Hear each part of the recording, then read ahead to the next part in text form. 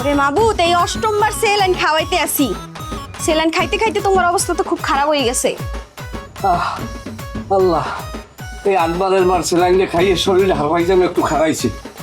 বাপি ভাই, এই বাপি ভাই, কই? এই যে বরিশাইলা বাহিনীরা এখানে না? এই কি এমন আপনারা আমার প্লেয়ারের জার্সিতে কি দিছেন জোড়া চুলকাইতে চুলকাইতে মাঠে এরকম পাগল হয়ে গেল?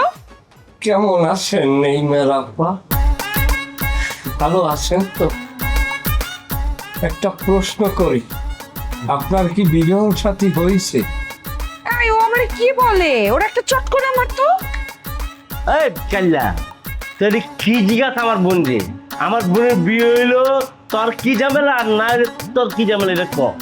আপনারা কথা লইয়েন না, খেলা আছে তো। দুপুরের খাবারে কি আপনারা মিলাইছেন? আপনারা তো খেললে জিততে পারেন না, আপনারা তো ষড়যন্ত্র করে দিচ্ছেন।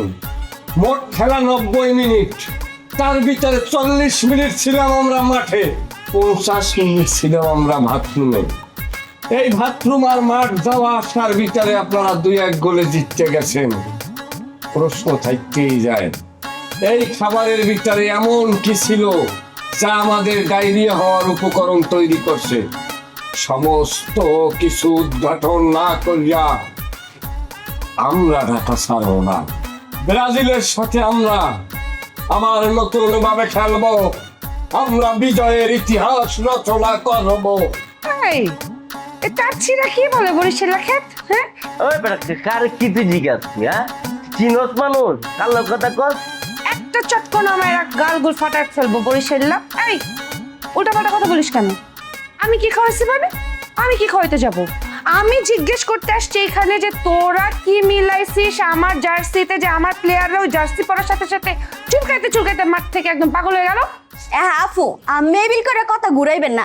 আমি আগে কয়েন যে মগো খাওয়ানোর লগে আমি কি মিশাইছেন? মগো ইনোসেন্ট প্লেয়ার গুলা এক্সের বাথরুমে যাইতে যাইতে শেষ হয়ে গেছে। আপু, আমি আর্জেন্টিনার লগে যেতে না পারিয়া মগো ইনোসেন্ট ফ্রান্সের প্লেয়ার গুলোর লগে যেতার লাগে অসৎ উপায় অবলম্বন করলেন। হের লগে আমি কি না কি খাওয়াইয়া আর কি করছেন? 8বার সেলাইন খাওয়াইছি, এরপর তাজা হইছে। 8টা গেছে, আরো 2টা আছে টেবিলে, এই 2টাও খাওয়ানো লাগবে। একটা চর মারবো ফাজিল মহিলা। এই আমি কি তোমাদেরকে চিনি?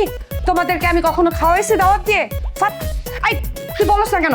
খেলার মাঠে আমরা খেলতাছি বেটা, যখনই তো আবার ভরা শুরু করছি গোল, তখনই তোরা পলিটিক্স করে জাদুটনা করে আমগো গায়ের মধ্যে বিলে চিমটি দিয়ে চুলকে উড়ে দিত বেটা।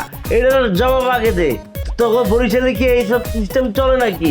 খেলা না পারলে বুদ্ধি পাতে বাজে বাজে দিতে কি জাদুটনা করছে সেটা এনে স্বীকার কর। আর নাহলে তগরে বরিশালা করে পিড়া সদরঘাটে মনে কর আরেকটা লঞ্চ বানাবো। ক